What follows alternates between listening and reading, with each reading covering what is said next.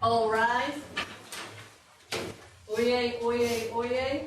The United States Court of Appeals for Veterans Claims is now in session with the Honorable Margaret Bartley presiding. All those who have business before the court draw near and you shall be heard. God bless the United States and this honorable court. Please be seated.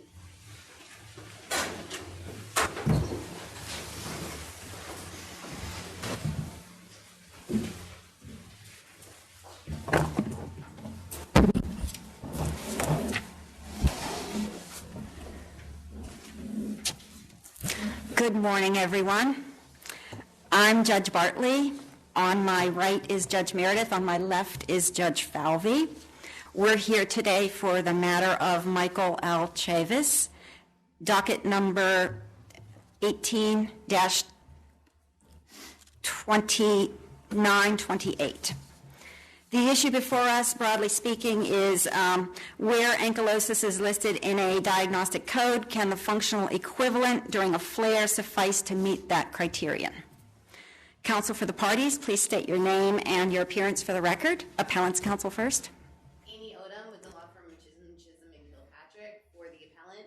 With me at counsel table, I have Caitlin Degnan, also the law firm of Chisholm and Kilpatrick. Thank you, Ms. Odom.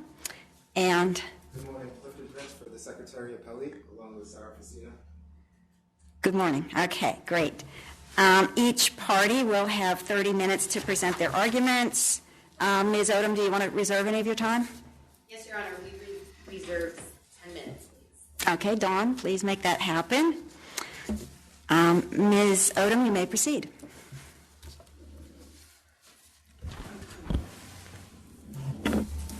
Thank you, Judge Bartley, and may it please the court.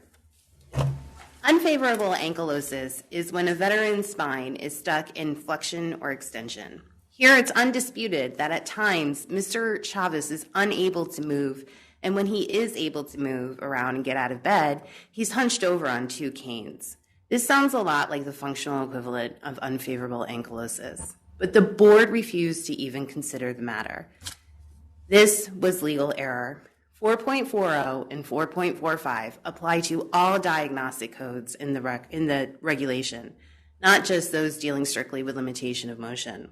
Therefore, the board was required to consider whether Mr. Chavis's impairment during flare-ups is the functional equivalent of unfavorable ankylosis, and this court's decision in Johnston doesn't require a different result.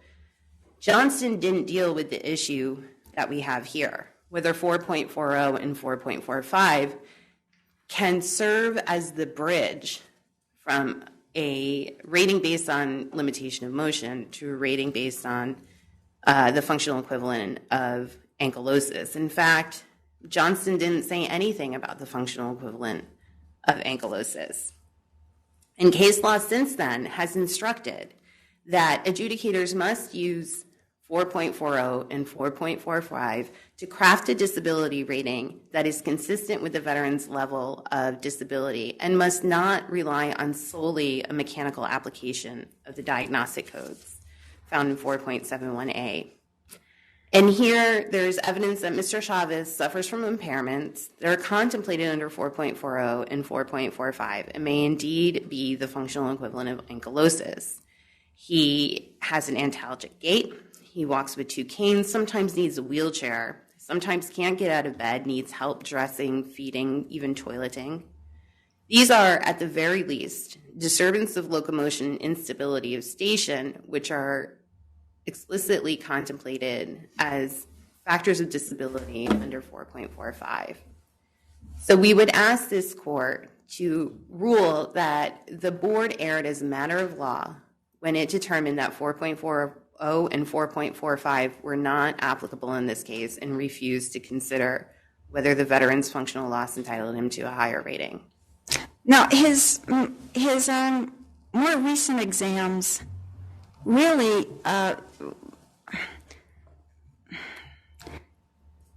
don't seem to show anything akin to immobility, if I may give my own medical opinion.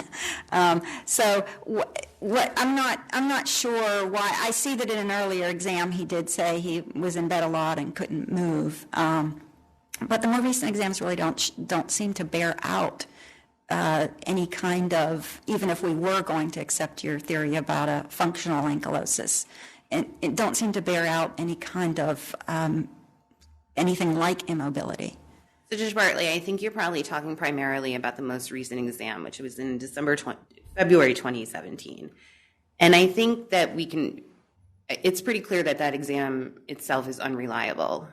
First, the examiner said that although straight leg testing was positive, which the DBQ itself says is indicative of radiculopathy, the examiner said there was no radiculopathy.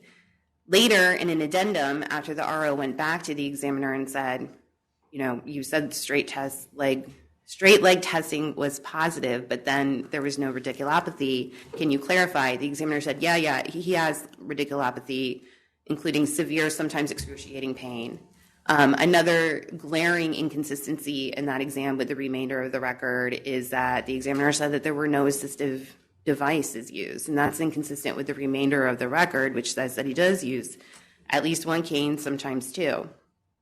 It also said that there was no MRIs or X-rays. The examiner checked the box saying, no, there weren't. That's also not true. The claims file is riddled with them. But perhaps most glaringly, the examiner said that the examination was occurring during a flare-up. Well, we know it wasn't occurring during the flare-ups that Mr. Chavis described just 2 years earlier in the 2015 hearing, because he wasn't in bed. According to the examiner, he didn't have his assistive device. So I think we can just put the 2017 examination out of the analysis. Then we have the 2011 exam. And during that exam, he did describe the flares that keep him in bed, during which he has to use the two canes. 2008 exam said that there was no functional impairment, but his forward flexion was objectively measured at that time to be 20 degrees with pain, which is functional impairment, and limitation of motion, of course, is functional impairment under 4.40.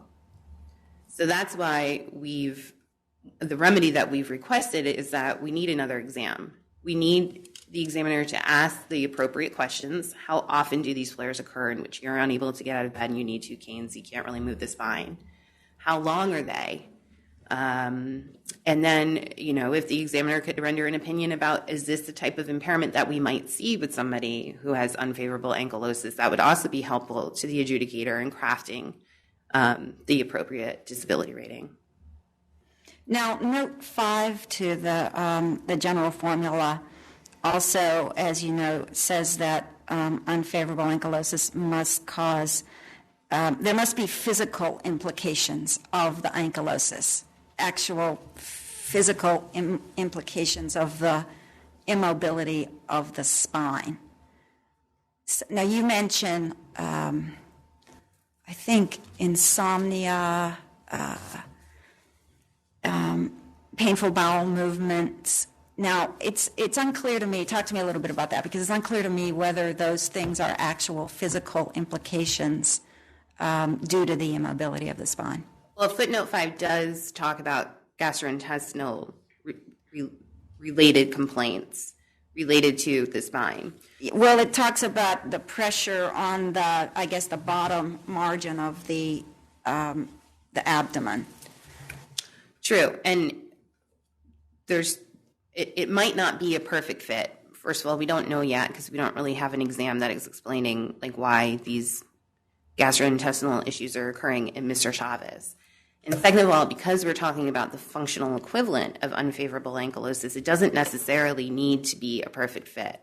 But probably the closer fit that we have to the note 5 factors in the evidence is the use of the two canes, where he's hunched over two canes. Where you said that in your beginning, and now you said it again. Where's the evidence of the hunched over on two canes part?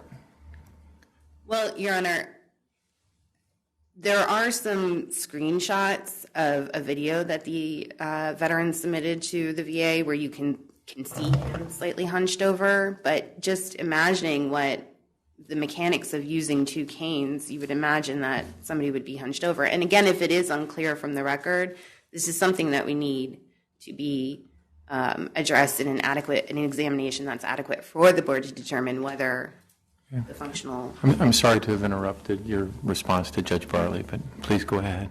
No, Your Honor, I appreciate the question, and it does get, I think it is responsive to Judge Bartley's question. Please, Judge Bartley, correct me if I'm wrong. But the evidence, I think, of the assistive devices is also tends to show that the footnote 5 factors are here, or at least something approximating the footnote 5 factors, which is what we believe the only thing that needs to be shown here. It's not that he actually has the factors that are listed in footnote 5, but that his disability approximates. There are manifestations of the disability that approximate those factors. Which factor is it that you're saying he approximates in note 5?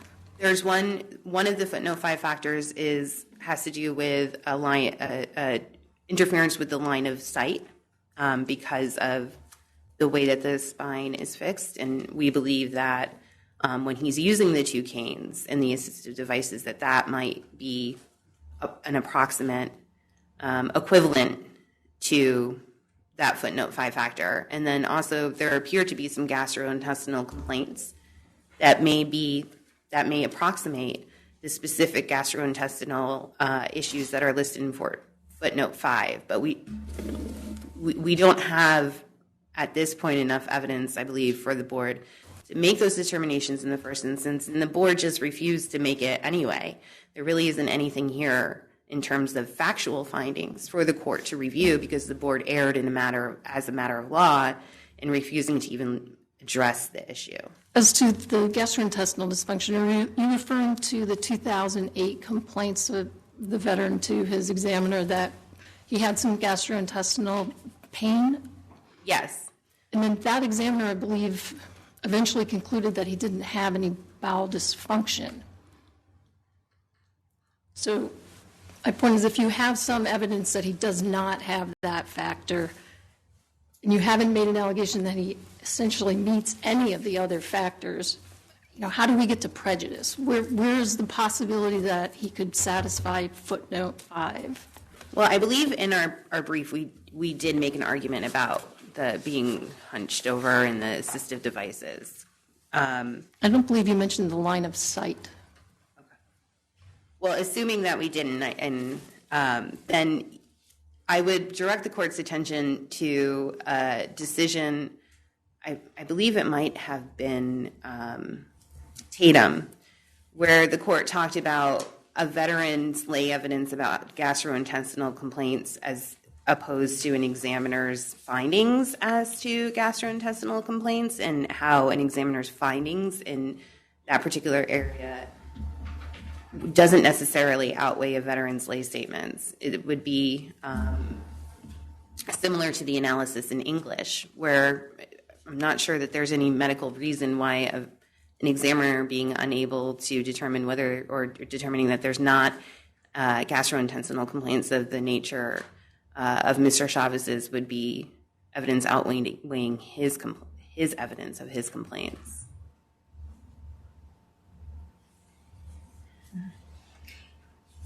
I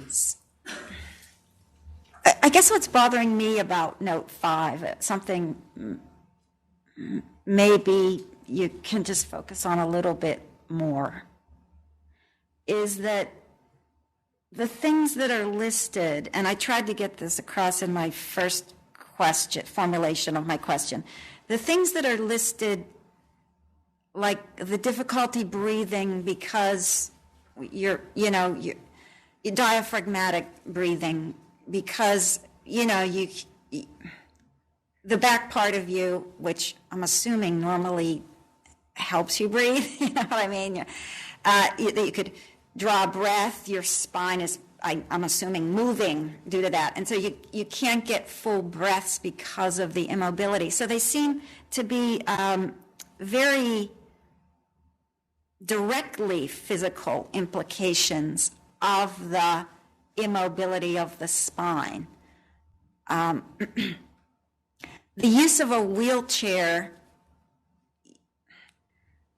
I guess I'm seeing a distinction between that and being unable to do regular breathing or have regular digestion due to the fact that the spinal process is immobilized. So why would we go further, seeming, than what's listed in Note 5, which seem to be, as I said, these direct physical implications of spinal immobility? Well, Your Honor, that's only but one factor in footnote 5. Using the wheelchair or the canes and how that impedes the the line of vision is a direct result of the spine. And Judge Meredith, I would just point to page 13 of our brief, where we did talk about the line of sight or limited line of vision factor, although candidly, we talked about the wheelchair and not the canes. But certainly that's a direct result of the impairment of the spine. And we must keep in mind that the argument isn't here that he has unfavorable ankylosis as defined by footnote 5. The argument here is that he has a higher level of disability once you factor in his functional loss that isn't compensated by the 40% rating. The only way that he can get a higher rating under 4.71a, once you include those 4.40 and 4.45 factors, is to look at the unfavorable ankylosis factor of it. And under those circumstances, because 4.40 and 4.45 must apply, he doesn't have to perfectly meet the definition of unfavorable ankylosis. Here we have an incomplete record about how his functional loss under 4.40 and 4.45 actually impair him during these flare-ups. Once we have that record, the board can then make a determination as to whether he does have the functional equivalent. The problem here is that the board refused to even acknowledge that 4.40 and 4.45 must be factored. Can I just jump in there on your point about the wheelchair versus using the cane? So you're not contending that use of a wheelchair is somehow satisfying the criteria that he has difficulty walking because of the line of sight? Your Honor, again, it doesn't need to be perfect, but use of the wheelchair shows that he has difficulty walking. And then also anybody who is in a wheelchair has an impeded line of sight. And that's just, we don't have any direct evidence of that here, but one can imagine that sitting in a wheelchair prevents a person from being able to have the same line of sight as you would be when you're standing erect. And it doesn't have to be perfect. Here we have enough to go back to the board and say, there's something here. You should look at 4.40 and 4.45. And if you don't feel that there's enough, and we don't feel that there's enough for the board to make a determination based on the record as it stands, then they need to get a better exam. Are you saying that those conditions listed in footnote 5 are just exemplary rather than exclusive or exhaustive? Is that what you're saying? It doesn't say such as condition which causes such things such as. It doesn't say, for example. It says it causes difficulty walking because of a limited line of vision, not difficulty walking because of the back. It says difficulty walking because of a limited line of vision. Right. So I guess the only way you get around that is by saying these are just examples. No, Your Honor, I don't believe that they're examples, but I believe when we're applying 4.40 and 4.45, it doesn't have to be a perfect fit. And that's true even with limitation of motion diagnostic codes. Veteran doesn't have to show that motion is actually limited to a certain degree in order to get the rating under based on the functional loss. The court Mitchell made that clear. Functional loss has to be rated on the same level as if the veteran's motion was actually limited. And the same is true for ankylosis. Something that looks like ankylosis caused by functional loss has to be rated on the same level of actual ankylosis. And therefore, in this case, because there's enough there that the board should have taken a look at it, it's erroneous conclusion of law that 4.40 and 4.45 do not apply in this case is prejudicial. And we would ask the court to remand for the board to obtain a new adequate examination or provide adequate reasons or bases. So is it, to be the functional equivalent of unfavorable ankylosis, right? Unfavorable. You're saying that it can be favorable or unfavorable, this functional equivalent, because the stuck in bed, I assume, means prone in a favorable ankylosis No, Your Honor. posture. No, Your Honor. We don't know. He could be in the fetal position in bed. There's not enough information. There's not any exam that adequately... But would your functional equivalent construct include someone who's, because of pain of their lumbar spine, is prone in bed? Generally, yes. In this case, no, because that would be harmless. Right. So that your functional equivalent means that there is constant functional equivalent, No. periodic? Dawn, would you please add 3 more minutes? No, it does not need to be constant, and I think the court made that clear as early as DeLuca. What happens outside the examination room and episodic flare-ups are just as important as what happens inside the examination room. And the court reiterated that rule in Lyles and Mitchell and Sharp. So what we need in this case is adequate information about the frequency, severity, and duration of the flare-ups. Then the board can make a determination as to whether the veteran's disability level during those flare-ups, taking into consideration the frequency of them and duration of them, is the functional equivalent of unfavorable ankylosis. Yeah, but to me, just the definition of ankylosis connotes something that there's, it's fixed. It's not periodic. It's not a flare-up. It's something that happens, and you're stuck with it. Your functional equivalent would go beyond that, or am I wrong on how I'm viewing ankylosis? Our analysis factors in 4.40 and 4.45, and it seems like perhaps your analysis is just looking at the 4.71A in isolation from 4.40 and 4.45, and those regulations, 4.40 and 4.45, don't distinguish between limitation of motion diagnostic codes and diagnostic codes based on ankylosis. They apply to all of 4.71A. So to read the diagnostic code as requiring permanent fixation would read the 4.40 and 4.5 analysis out of it, because under that analysis there'd be no room for 4.40 and 4.45. You have to meet the mechanical application of the diagnostic code in order to get the higher rating under that analysis. Okay. And I would point to the cases like Lyles and Sharp that talk about how functional loss is measured as what happens during flare-ups.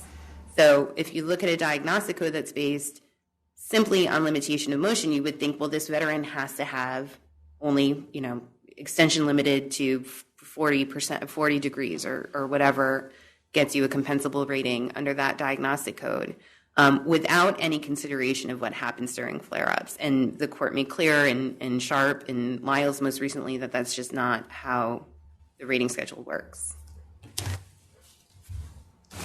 excuse me, the board here didn't make any findings about this, about whether permanent or episodic functional equivalency of a fixed spine could satisfy the higher rating criteria. So how much of this can we address in the first instance? Which pieces of this are legal and which are factual in terms of, is episodic a proper theory of entitlement to the higher rating under this code, and whether there was the functional equivalency of a frozen spine here? Dawn, please add 5 minutes. Your Honor, the legal conclusion that this court should rule on is the board's conclusion that 4.40 and 4.45 are not even for consideration. It would then be the board's adjudicatory function to look at the medical evidence, make a determination based on the frequency, duration, and severity of the flare-ups as to whether it is the functional equivalent of ankylosis, using 4.40 and 4.45 as a potential bridge from the 40% rating for limitation limited to 30 degrees or less to the 50% rating. I have an unrelated question I want to ask you too. On the radiculopathy claim that was also, both parties have agreed to a remand on that issue. The appellant was granted service connection for radiculopathy in December 2017, and the board, in the decision on appeal, said that's part and parcel of this rating increase claim that's before them. Can you just give us your assessment of whether the board properly had jurisdiction over that issue, and whether in turn we do? Yes, Your Honor. It absolutely had jurisdiction over the issue. The claim for the increased rating for the spine necessarily encompassed all related neurological deficits, because the rating schedule explicitly instructs the adjudicator to separately rate separately rate neurological deficits. Therefore, applying the court's analysis in Harbor, although that dealt with TDIU, it's the same thing. Once Mr. Chavis submitted the claim for the increased rating, it necessarily encompassed those neurological deficits. And when he submitted his notice of disagreement to the RO's denial of a higher rating for the spine, it necessarily encompassed the neurological deficits. So the board absolutely had jurisdiction over that matter, as does this court.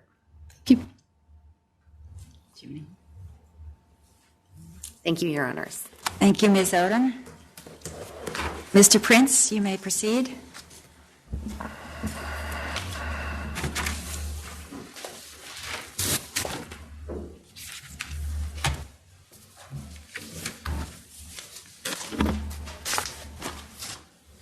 Good morning.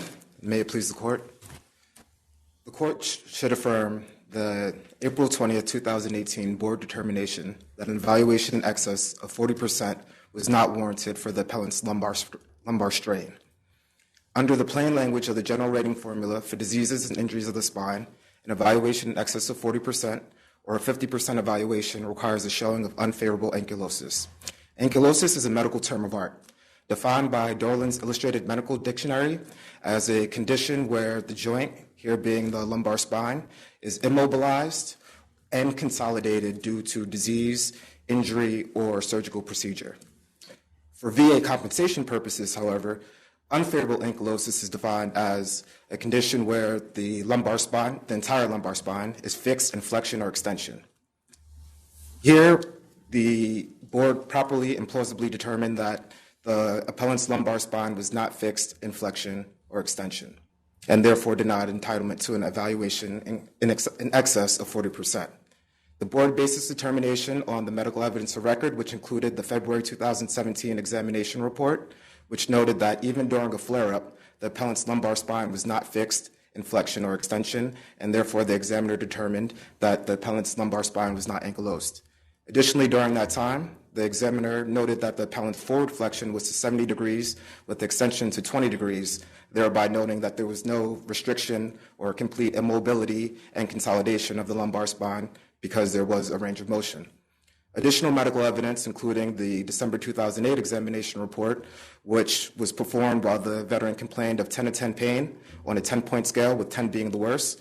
At that time, his forward flexion was to 20 degrees with extension to 10 degrees, thereby noting extension is 0 degrees, thereby noting that there was a range of motion of the lumbar spine. That examiner also determined that the appellant's lumbar spine was not ankylosed. Additional medical evidence, including a December 2011 examination report, also noted that the appellant's lumbar spine was not ankylosed, and range of motion was to 35 degrees of flexion and 20 degrees of extension.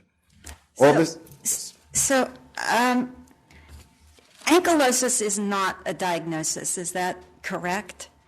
It's in general, just speaking generally. That would be incorrect, Your Honor. Every DBQ notes a possible diagnosis of ankylosis of the lumbar spine, current DBQs.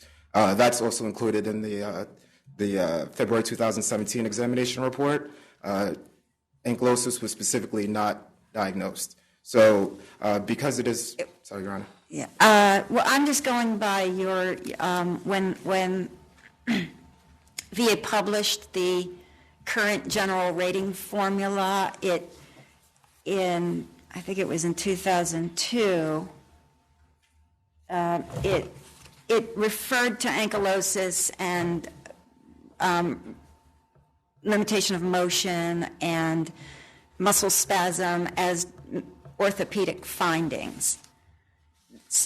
So I was kind of going by that. But at any rate, whether we agree on that point or not, if it is an orthopedic finding, like limitation of motion, why wouldn't you be able to have a functional equivalency as you do with limitation of motion, where you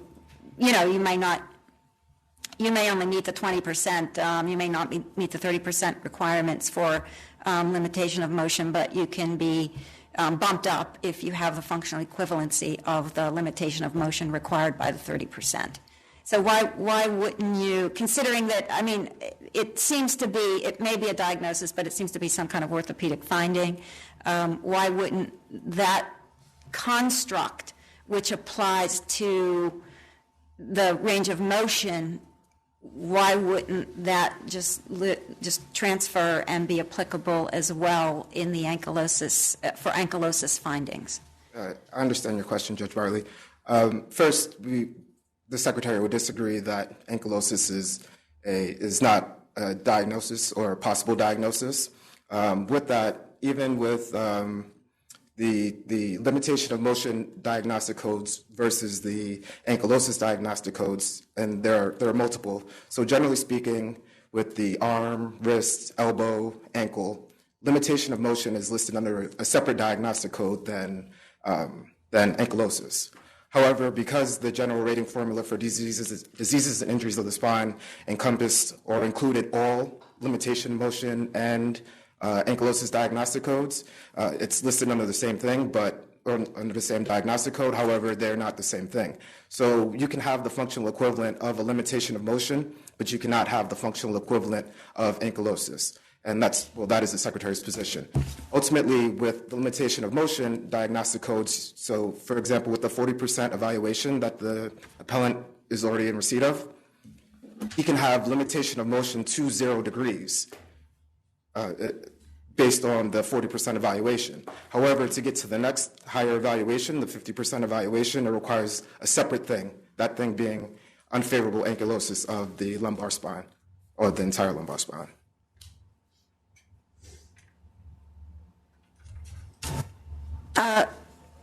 Okay, there's something that's, I'm trying to figure this out. So I understand what you're saying about the two being separate.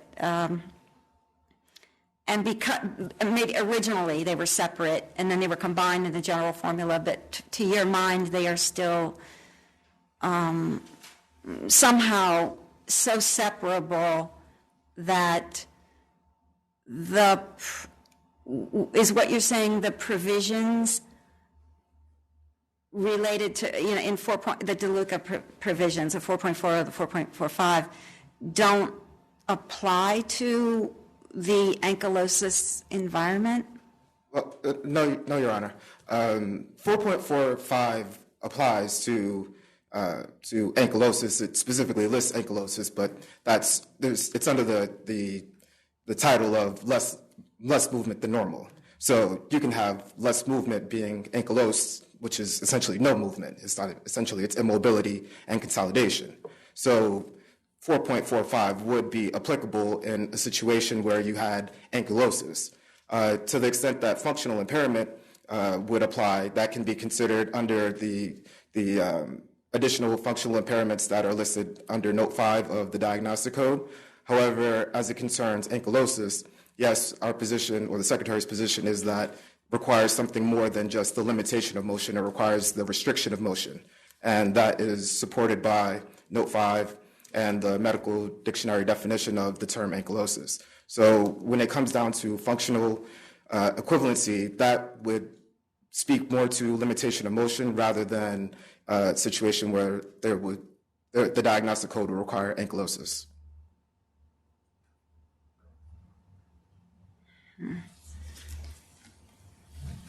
And continuing, Your Honors. Well, let me just interrupt. So, in your brief, at several points,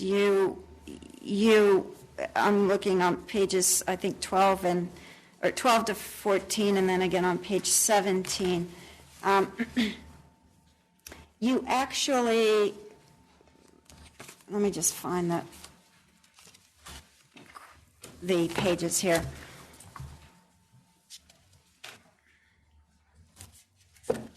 I mean, you mentioned several times that examiners did not note ankylosis or the functional loss equivalent to ankylosis. You do that on the top of page 12, and on page 13, functional loss equivalent. None of the exams determined that its range of motion was so limited as to suggest the functional loss equivalent. So why did you do that if the functional loss, why were you putting it in that kind of context if you don't think that there should be such a thing as the functional loss equivalent? Yes, Judge Bartley. That was merely in response to the appellant's pleading. We took the position that there was no ankylosis, but we didn't want the court to take that as we're not being responsive to the appellant's arguments regarding a functional equivalent, but our position has been that there is no functional equivalent to ankylosis. Rather, it's a specific medical finding that is reported by an examiner or not reported by an examiner. Here we have a situation where none did. And so is your position here, it's not fact-based? You're not saying that Mr. Chavis doesn't have sufficient flare-ups with enough, frequency and severity to be functionally equivalent to unfavorable ankylosis. Your view is that you can never, in any case, even if someone didn't have ankylosis, it had never been observed, there were tests, he didn't have it, but were nevertheless hunched over basically 24 hours a day, that even in that case, but a doctor said there's no ankylosis, that veteran could not get 60% here? First, in response to your first question, it's actually both. We are arguing the facts and that there is no functional equivalent. With your hypothetical, so first, there's no examination or no evidence of record that the Secretary believes supports a finding of unfavorable ankylosis and therefore denied a 50% evaluation.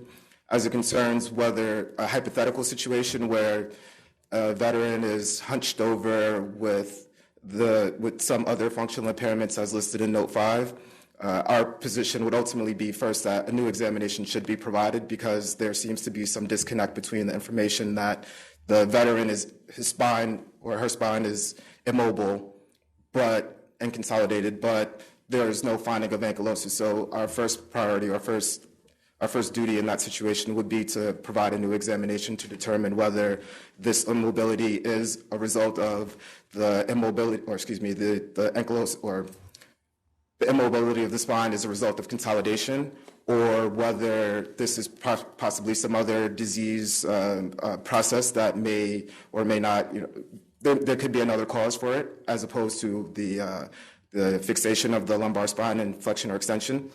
Or perhaps the veteran would be rated under a separate diagnostic code in that hypothetical. Or perhaps this would be a consideration of extraschedular entitlement.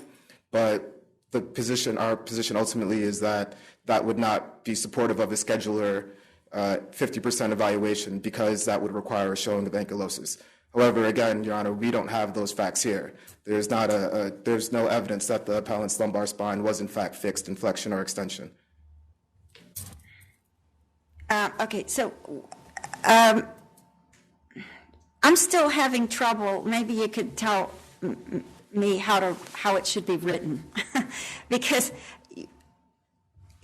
it's perfectly clear to me that 4.40 and 4.45, and case law, we've had case law for many years, that says that under 4.40 and 4.45, regardless of whether you have the actual limitation of motion that's listed in the DC, you can go higher than, you can go up to the next level if you have functional impairment that would equate to the next higher level in the DC.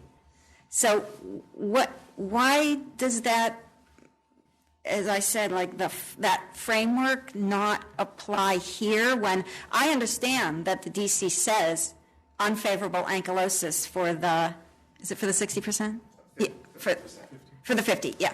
I understand it says that, but likewise, all of the range of motion DCs say, you need to have so many degrees of loss of range of motion to get to a particular level, and yet we don't. We apply 4.4 and 4.45 such that you actually don't need to have that on testing. So write this decision for me where we're saying, oh, this is a completely different scenario, ankylosis. First, Your Honor, the decision would say the board decision is affirmed, and then it would say that limitation of motion diagnostic codes are different than ankylosis diagnostic codes, excuse me, and again, with the arm, the elbow, the shoulder, the wrist, and the ankle. So in those situations, the one diagnostic code, and you can apply, or this court can apply 4.40 and 4.45 to the limitation of motion diagnostic codes. However, as it concerns the ankylosis diagnostic codes for all those other parts of the body, generally speaking, again, they're separated for the general rating formula for the diseases and injuries of the spine. However, they are listed under multiple diagnostic codes, but just the same title. However, those separate diagnostic codes for limitation of motion versus ankylosis generally require different findings. And so while you can have a restriction or less motion than say, for example, the 40% evaluation, that for the lumbar spine, that requires 30 degrees or less in range of motion. And that's 30 degrees to 0 would be the same evaluation. However, for the increased 50% for the ankylosis evaluation, it requires a showing of ankylosis rather than a functional equivalent. Because as you see, Your Honor, the limitation of motion would only get you to 0 degrees. And whether that be full range from 90 degrees of flexion to 30 degrees of extension, if it's 0, it's still if it's 0, it's still 40%. So when we have an increased evaluation available for ankylosis, that will require something more than just the functional equivalent of a limited motion, if that made sense. And so how do you account for 4.7 here? It says it all, you know what it says. Yes. In this situation, again, Your Honor, it would be the same. It would be the same response. So there's no more nearly approximating the restriction of motion or the immobility of the lumbar spine with consolidation of the lumbar spine. It's either immobile and consolidated or it is not. You can't have a situation where unfavorable ankylosis, which can be, your range of motion or your forward flexion, or your spine is stuck in, let's say, 35 degrees of flexion, for example, that would be greater than the 40% evaluation if you had range of motion to that extent. However, if your spine was stuck to that extent, you would receive, or with the additional functional impairments, you can receive a 50% evaluation. So more nearly approximating, say for instance, say 0% range of motion and degree would not lead to an increased evaluation in this circumstance. So you would not more nearly approximate, there's really nothing to more nearly approximate in this situation. It's either it is or it is not.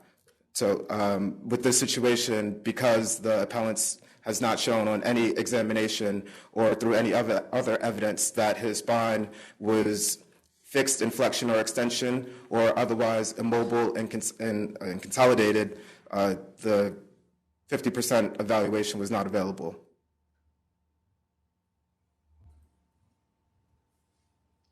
I could jump in there. You mentioned earlier with Judge Bartley that you had argued both the facts and the law here.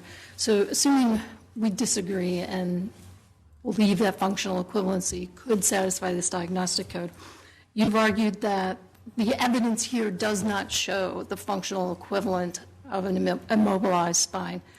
Is that something we can address in the first instance? Do you read anything in the board decision that said that? Is that a medical question, a legal question, factual? I'm sorry, Your Honor. Maybe I wasn't clear before, but the Secretary's position is ultimately that there is no functional... I understand that. Assuming if we disagree with you on the law, you've asked us on the facts to say that there isn't here any evidence of functional equivalency. Is that something that we could decide in the first instance? Your Honor, it's the Secretary's position that you would have to decide that in the first instance, insofar as the Secretary's position is that no case law or regulation supports the finding of a functional equivalency. So as it concerns the facts, in this case, the board essentially relied on the law as it stands now, which is that there is no functional equivalent to the unfavorable ankylosis, and therefore the board would not have addressed whether there was a functional equivalent. So your position is, I understand your legal position, but as to the facts of this case, could the court say these examinations do not show functional equivalency? I'm sorry, Your Honor. If it would be a medical finding for this court to determine that there is an equivalent, or based on assumedly lay testimony, that the appellant's lumbar spine was ankylosed. It's a medical determination? Yes, Your Honor. So, for example, if the medical evidence provided that the appellant's lumbar spine was ankylosed, our position is that the board would be committing a Colvin violation to say that his lumbar spine was not ankylosed.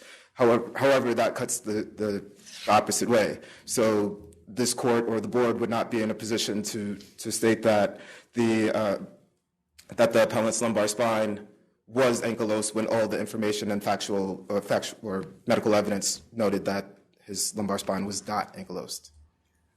Just another question along those lines. The board here, I don't believe it made any findings about duty to assist or whether the exams were adequate, whether they complied with DeLuca and Mitchell and 4.40.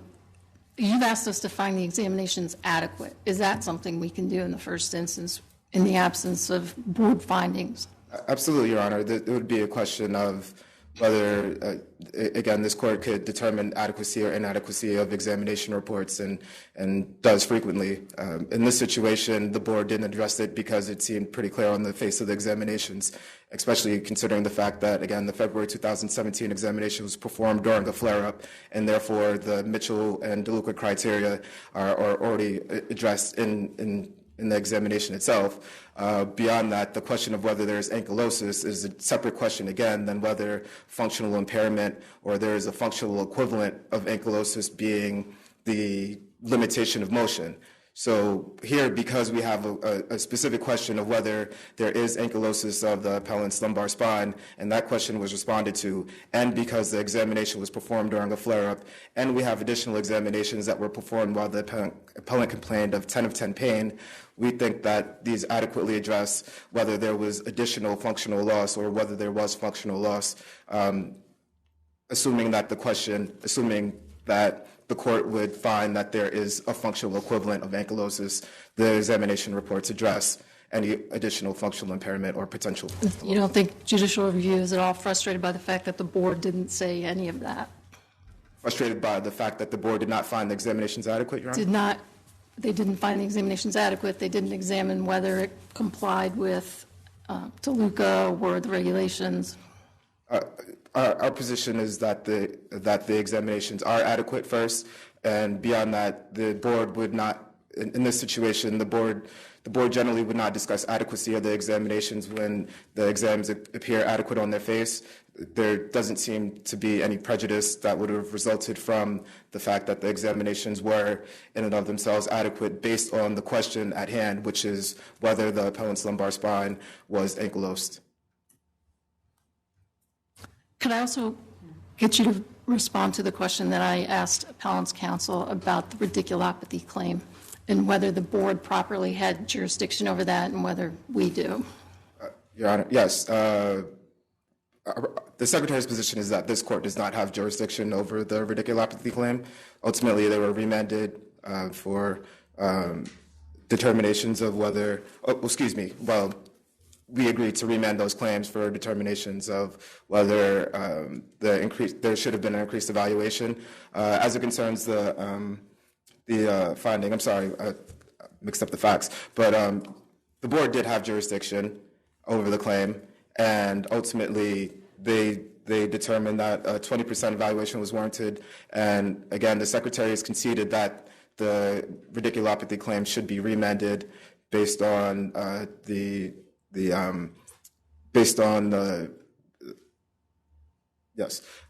board did have jurisdiction over the radiculopathy claims, and this court could take jurisdiction over it. However, the Secretary has already conceded that the radiculopathy claim should be remanded due to a lack of reasons or bases for their findings.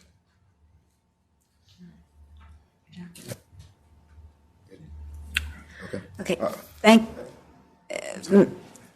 you, Mr. Prince. I was just going to conclude that the court should affirm the board's decision because, again, unfavorable ankylosis was not shown by the record. Thank you. Okay. Thank you, Mr. Prince. Ms. Odom, you may proceed with rebuttal.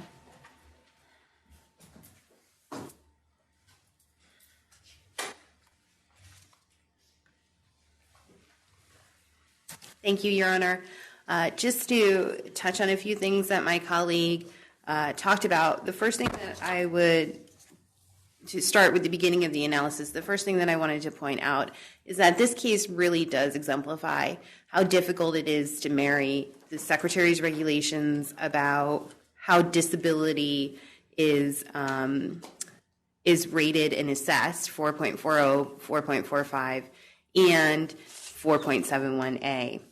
4.40 talks about disability of the musculoskeletal system, not just limitation of motion. It applies to all of the disability ratings in 4.71a. The problem is that 4.71a doesn't provide precise little boxes to put each of these manifestations of functional loss in.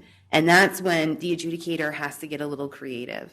And here we know that Mr. Chavis's level of disability is beyond what is contemplated by his 40% rating for limitation of motion, actually limited to 20 degrees. The question is, how does the adjudicator craft a disability rating that is commensurate with that little level of disability? And the only answer in 4.71a is unfavorable ankylosis, the functional equivalent of unfavorable ankylosis. And to get to Judge Meredith's question as to whether this is a medical or factual determination, it's essentially an adjudicatory determination, right? There's no such thing in medicine as the functional equivalent of ankylosis. There's no such thing in medicine as functional loss. That's not a medical term. Doctors have to give the adjudicator sufficient information to be able to make that determination and apply the regulations correctly. We don't have that here. There's no information about the severity, frequency, and duration of the flare-ups in the VA exams themselves to give the board enough information to do that. And if the secretary is correct and all that they need to look at is whether the box saying ankylosis is correct, then perhaps, or is checked, then perhaps he's right that the exams are adequate on their face. But that's not the legal analysis. That's legally incorrect. And nobody who looks especially at this 2017 exam would believe that it's adequate on its face when it's contradicted by everything else in the record.